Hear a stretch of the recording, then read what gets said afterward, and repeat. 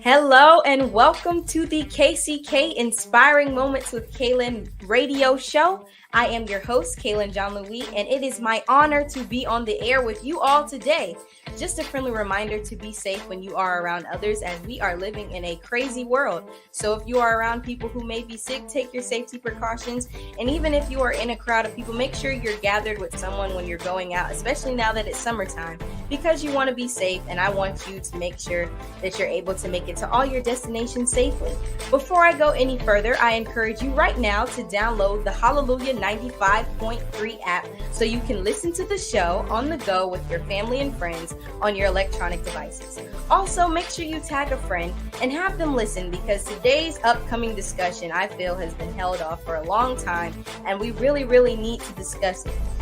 And so as I'm getting into it, I do want to thank every single person who's been tuning in. Without you here and your support, I would not be where I am today. I am just so grateful for everything that I have been able to do with this show. And so let's get it right on the road. As you know, there have been a gradual increase in mass shootings across the world. Specifically this year, there have been 295 mass shootings in America, leaving 308 people dead and 1,114 injured. In Florida, there have been 11 mass shootings in 2022, leaving 7 people dead and 45 injured. In Tallahassee, there have been 64 shootings in 2022 so far, leaving 12 dead and 39 injured.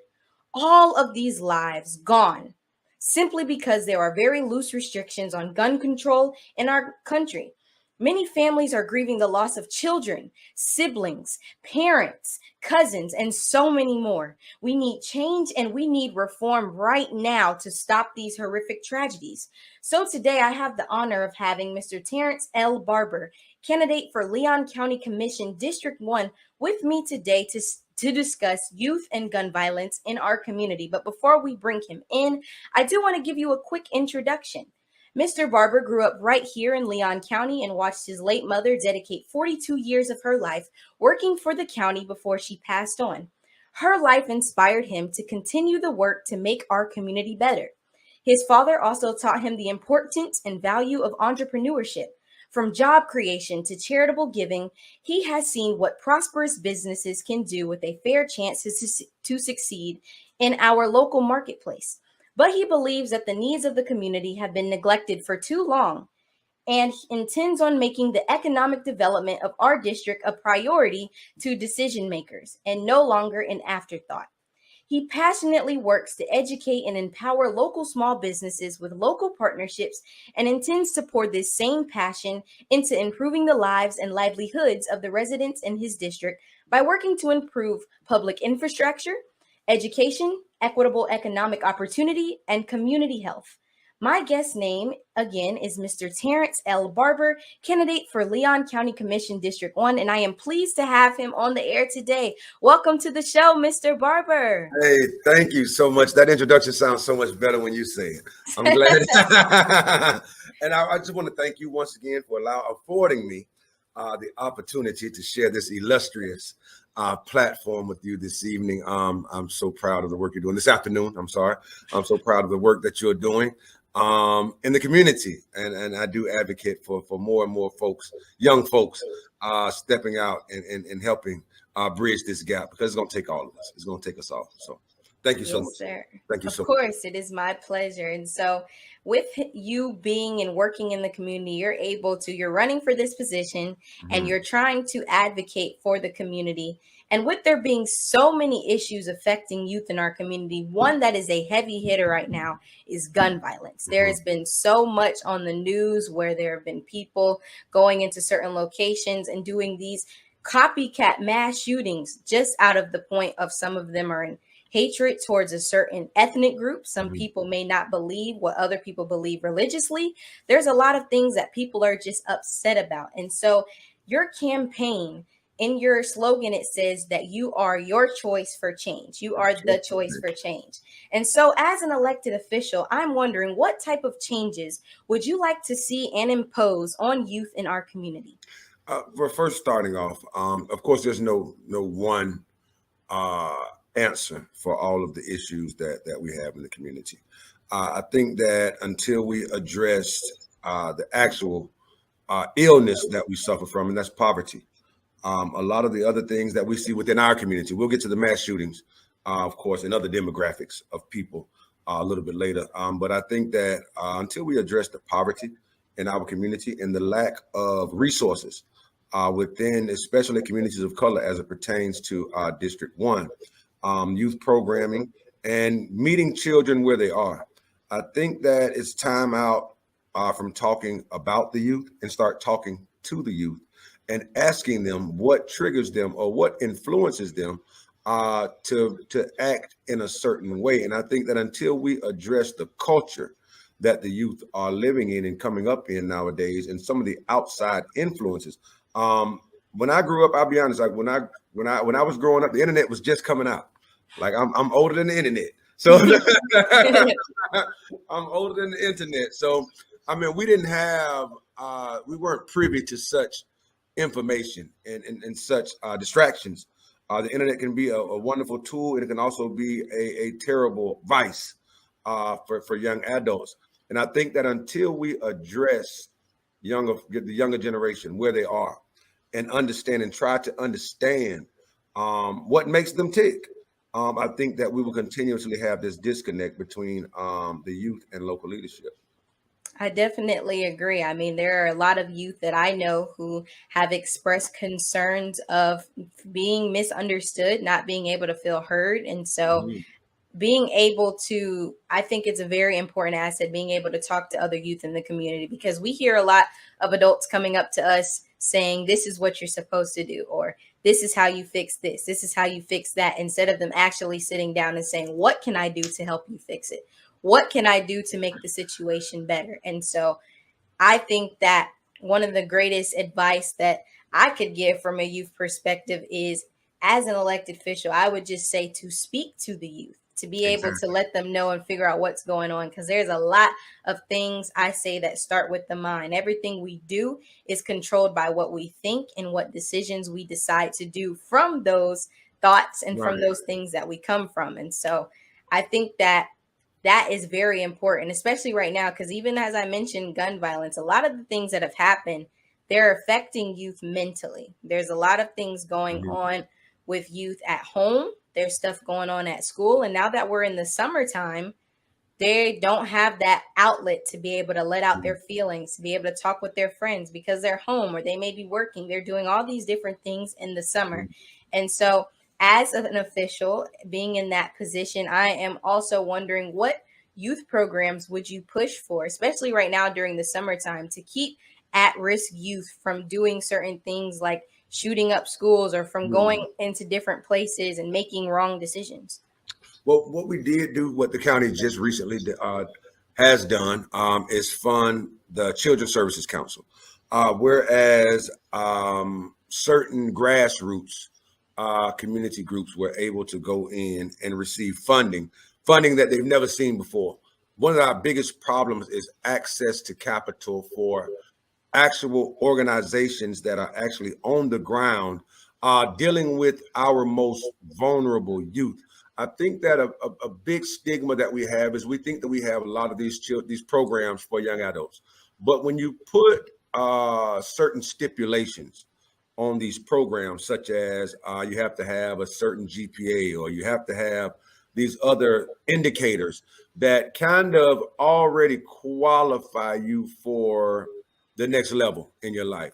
But I think until we start meeting all children or all young adults where they are, and also just listening and learning and understanding the answers to most of the issues that we have with our youth lie within our youth. So I will probably say that over and over on this interview, that until we start talking to and not just talking about, because as you stated, there are so many different traumatic incidents that our youth are dealing with. And I mean, and then when you couple all of that with a pandemic and quarantining and maybe going back into rise of this COVID-19 virus and all these things, like, I won't sit here at 41 and say that I know what effect that has on a 15 or 16-year-old mind, because I don't live and operate in that space. And I think that until we start taking time to actually understand what's going on, and there's several youth organizations that get it, but sadly enough, those aren't the organizations that know how to sit down and write a grant proposal.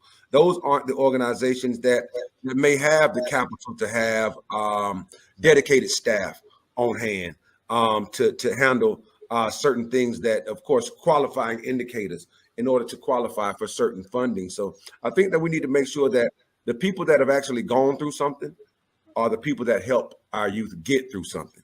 And I think that until we stop ostracizing those folks and looking for perfect people to solve an imperfect society, I think that we'll have these issues will steadily persist.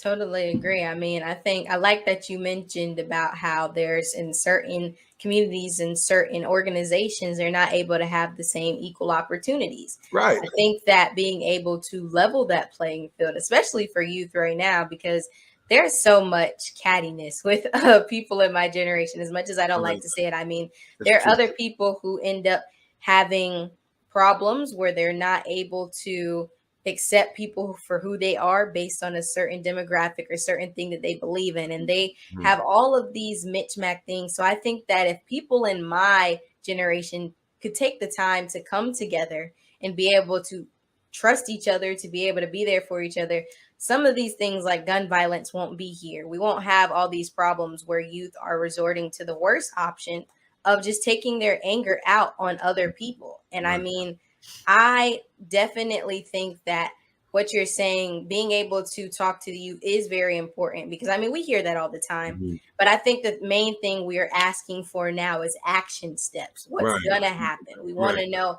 what's going to be put in place. How is this going to change? Because we keep hearing this needs to happen and this needs to be changed, but a lot of us aren't seeing the change actually happen. I think that first we have to address the fact that we've breeded a culture of distrust.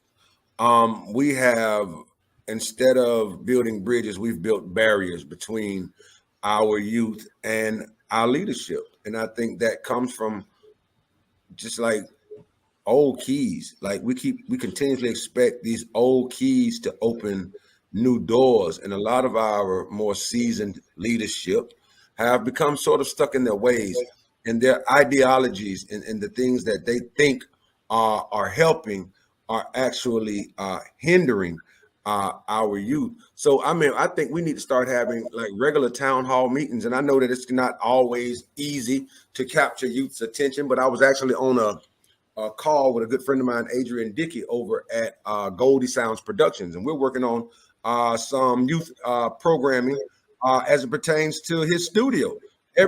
One language that's universal amongst all folks is music, and our youth love music. So I mean, like, we have to start creating programming that will not only get the attention of our youth, but keep the attention of our youth, because most of our secondary programming, such as CCYS and these other entities, are still voluntary when it comes to the youth. I raised a child by myself in this community. I was a single parent at the age of 22. My son now is 23. I'm only 41. So I understand being a young single parent in this community and what a lack of resources does when trying to raise a child and work a full-time job. And we have to have programs in place at an early age so as that sort of mentorship can help us parents, because just being honest, like, single parent households have become a norm in the Black community. That's a culture deficiency that we've just developed. And I think that certain programming and systematically, that's just where we are. And until we start addressing our issues and facing the reality of the situation that we are living in today, then I think that our tomorrow will look just like today. Very, very true. Very, very true. I mean, a lot of the things that we have start from the roots of what we've learned and what we've come from. A lot of people who've resulted and made irrational decisions and hurt people. I mean, you hear that phrase all the time, hurt people hurt people. And so there are a lot of people right now who are hurt about things that have happened, whether it was COVID taking away a loved one, whether it was gun violence, their siblings, somebody was gone because one of their siblings was affiliated in a gang. There are a lot of people who are hurt right now. And so decided with this interview, I wanted to do something a little different. So I took it upon myself to interview a few people, a few youth in the locally, just from different aspects of schools and of backgrounds. And I wanted to be able to just share some of their concerns, even with gun violence right now and just what's going on, because some of them are suggesting different things that could help from their perspective of youth. Some have stated that they wish that there was more security on standby at their schools to ensure that their campus was safe at all times. Others are saying that they wish students had more access to free mental health counseling. I mean, they have guidance counselors at school, but they really wish they had that person that they could talk to stop students from making irrational decisions based on things that are affecting them at home and affecting them on social media. I've had other people state that they believe educating the public is very key to reducing gun violence, whether that's being able to show people the devastating results of gun usage when it's used for wrong purposes and gang affiliation. Because if you do that, it may lead to less destruction of communities. You also have some people who feel that city officials should implement more social programs for youth and disadvantaged communities to lower crime rates and strengthen productivity rates. And then you also have last with just people saying that ultimately we need to lift people up versus adding more stringent laws on very specific groups of people, because it's causing them to feel like they're left out. And there needs to be less policing people and more serving and protecting the public so that they understand what's going on. And these are people just same age as me. 14, 15, 16. You see all that knowledge? You see all that knowledge that comes from our youth. I mean, even the Bible says out of the mouth of babes. So I mean, like, I think that until we give y'all more credit, y'all deserve way more credit than I think a lot of our leadership is giving y'all. And I mean, I've raised kids, so I understand. Like, I got a 13-year-old daughter that has to help me with a lot of things when it comes to this technology that I'm dealing with. And I think that until we start giving credit what credit is due, of course, yes, those are all, there were no wrong answers that you just recited. Of course, we need more, we need actual dedicated mental health counseling in public schooling. And I think that would go all the way back to elementary school. Right now, I've spoken with several principals of Title I schools in District 1, and they do have somewhat of a mental health counseling program, but it's on a rotator. Like, who wants to go and speak to a different therapist every time they have an issue? I think that anyone who spends money on mental health counseling wants to build that rapport and build that relationship. So we need dedicated therapists, especially in schools. I think that especially in communities of color, when it comes to local issues that we face. And yes, we need mentorship. I think that right now we have a culture of young adults that don't trust law enforcement, or we have this no snitching. You're not supposed to tell, because then you have to deal with the backlash of your peers because you told. And I mean, of course, right now we have a gang issue in this community that was not prevalent when I was growing up. So I think that I know that until we do exactly what you did, Kaylin, that's ask the youth what issues they see, what solutions they see, what problems they face, because we may be oblivious until we ask what you all think. And I think that what you're doing at this platform, I love this because I mean, I can learn a lot. You know what I mean? And that's one of the main reasons I'm running for commission, because I don't feel like a county commissioner or any other public leader or elected official should sit so high to whereas they think they have all the answers. And I think that that's why a lot of decisions are made and the public is looking like, well, that's not what we wanted. It's kind of being forced on us because it's almost like a dictatorship here in this community. They dictate to us what we need or what we should be doing. And as far as the gun laws and policing, I feel like, of course, shooting people is already illegal. You know, that it's already illegal to possess a firearm without having a license. And a lot of times when certain things do happen, especially in our communities, they're not done with legal firearms. So I'm just trying to, address all of the answers that you got from your peers. So I can see why policing or tightening down on a certain demographic of people would make them feel singled out. So yeah, it's like I said, it's a lot to unpack here. It's a whole lot Right. to unpack, but we got to start somewhere. Right. Obviously, we've not been going in the right direction because the gun violence right now. We have one of the highest juvenile incarceration rates in the state of Florida, right here in the capital city. Per capita, we lock up more babies. And I call y'all babies. I'm sorry, I'm getting up in that age now. Call y'all babies, but we lock up more babies per capita than any other county. That's ridiculous. We have one. We're home to the poorest zip code in the state of Florida, and I keep telling folks that a lot of these issues are symptoms of poverty and lack of resources. So I mean, if we really, and I'm gonna let you. I know you probably got a couple more questions. I don't want to take up all the time, but I think about all the time. If you really want to know what's important, someone look at their bank statement. Look at their bank statement. See where they spend their money at. That will show you where their priorities are. So if you look at the county's budget and you see us spending all this money on football stadiums and everything else, and these crime issues still persist, are they really the problems that we're trying to fix? It's a very, very good question to pose. And so I think everything that we have discussed has been great. And so I'm just going to pose my one last final question. What would be your solution to get guns off the streets? I know there's a million answers, but what do you feel right now is your best solution to helping solve gun violence in our community? I think that as long as there are guns, there will be guns. I spoke to a friend of mine who's a close family member was killed a few months back right here in Leon County, and they're from Puerto Rico. And he said something prolific. He said, "You know why we don't have a lot of gun violence in Puerto Rico?" I'm like, "Why?" He said, "Because we don't have guns."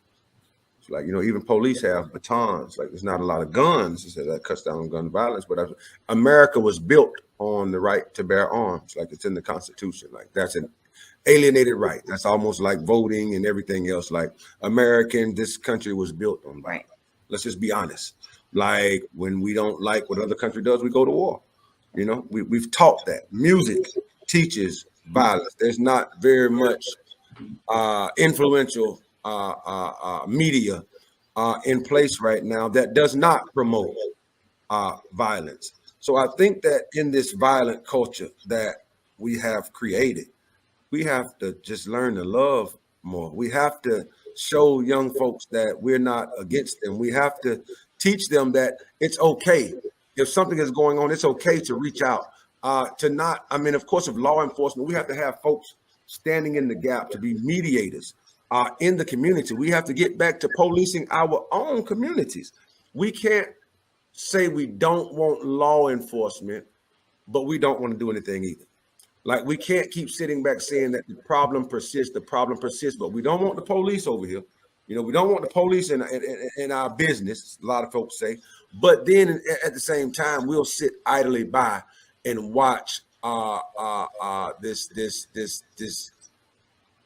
vicious cycle just continuously go on. And let's be honest, like, it's in our community. If you look at that map of the shootings in Leon County, most of them occurred right in my district, right on the south side in Frenchtown. They're mainly on the south side. I think we had two on South Monroe last weekend, and just this Tuesday I was down. I had to go down by the old indoor flea market plaza because another young man had been shot.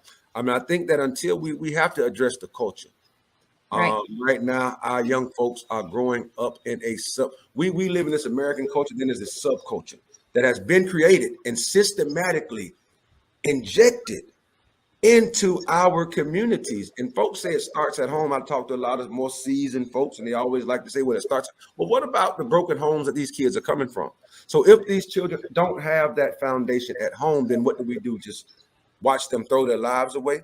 No, we as leadership, it's time for us to get off that pedestal, come down to where the problem persists at, and talk to folks like we got some sense, for lack of better terms. Like, I think that until my dad used to always tell me before he passed, son, you have 2 ears and 1 mouth.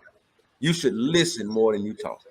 And I think that until we get back to this village mentality that brought us this far, I think that our communities, and I know we can do it. I just think it's just time for a change of guards. I think it's time to pass the baton. I think it's time to get some new keys so we can open some new doors. I agree. Wow. That was very, very profound. And listen, I do. I definitely believe that until the only way change will happen is if it kind of starts with you and me. I mean, if people like us, if youth and adults can come together and continue to share what we feel and be able to get our point across, like you said, listening is very important. And so in order to make change happen, you got to be that change you want to see. You got to actually use your voice like I am right now to be able to list the concerns that are having and be able to share it. But we are running in on our time. So I do want to say I thank you so much, because everything that we've said today has been powerful.